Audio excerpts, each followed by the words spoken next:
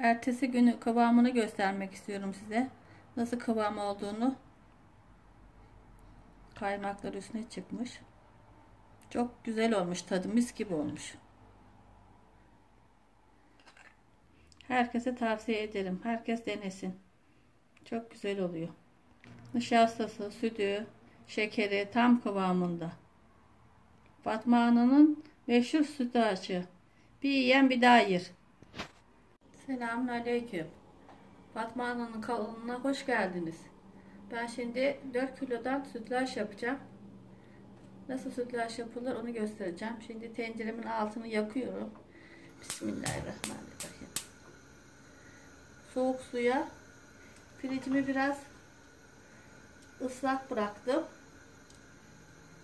Bulanık suya gitsin diye. Bunu da döküyorum içine. Bir kase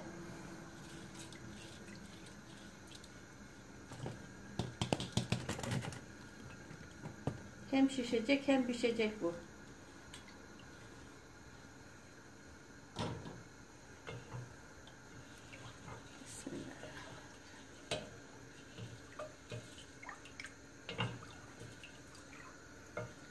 Ara ara karıştırarak kendi haline bırakıyorum.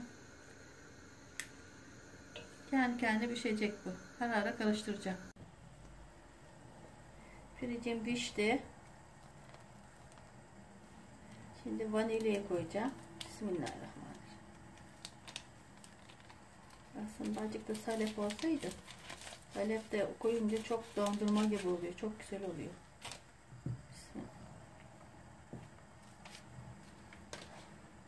Nişastasını koyacağım şimdi.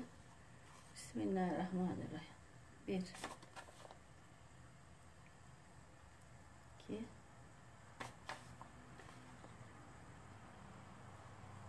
2,5 kaşık koydum. Sulandırarak nişastayı atacağım. Bismillahirrahmanirrahim.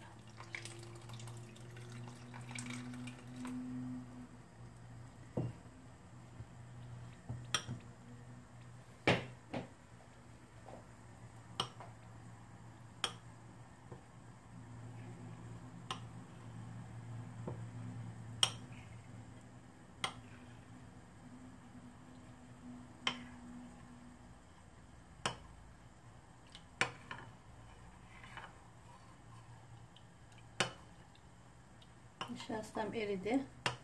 Şimdi şekerimi koyup bunlardan nişastamı koyacağım. Bir bardak şeker koyuyorum. Bismillahirrahmanirrahim. Tadına bakacağım nasıl oldu diye. Ondan sonra azsa bir daha koyacağım.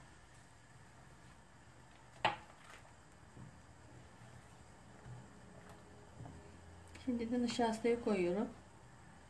Bismillah.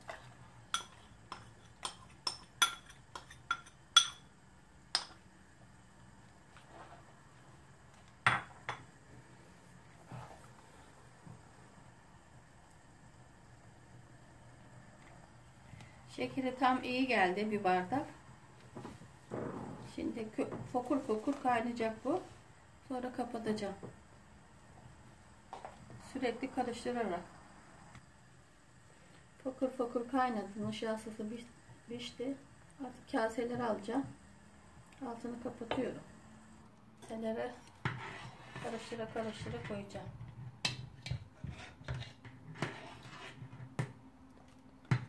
Bismillahirrahmanirrahim.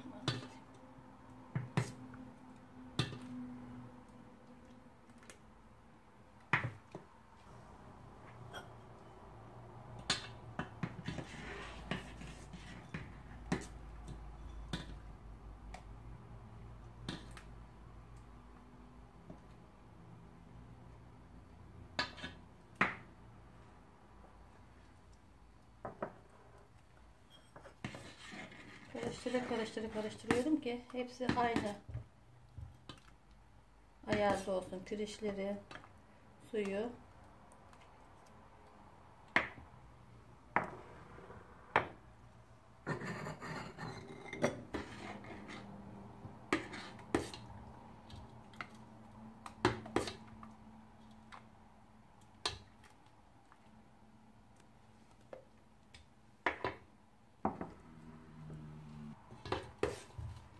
Benim sütlaçım meşhur.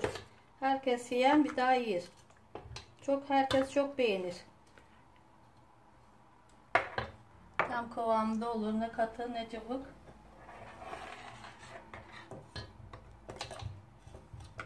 Mis gibi olur.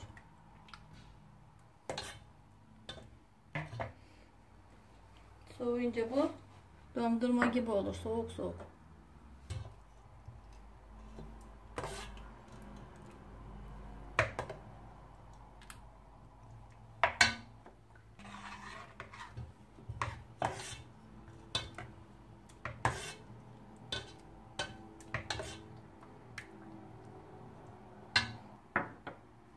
De bembeyaz.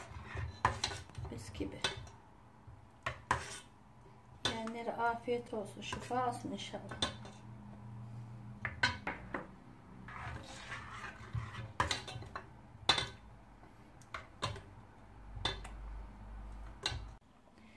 Hepsini yaptım. Soğumaya bıraktım. Ertesi günü kıvamını göstermek istiyorum size. Nasıl kıvam olduğunu. Kaymaklar üstüne çıkmış. Çok güzel olmuş. Tadı mis gibi olmuş. Herkese tavsiye ederim. Herkes denesin. Çok güzel oluyor. Nişastası, sütü, şekeri tam kıvamında. Fatma Ana'nın meşhur sütlaçı. Bir yiyen bir daha yer.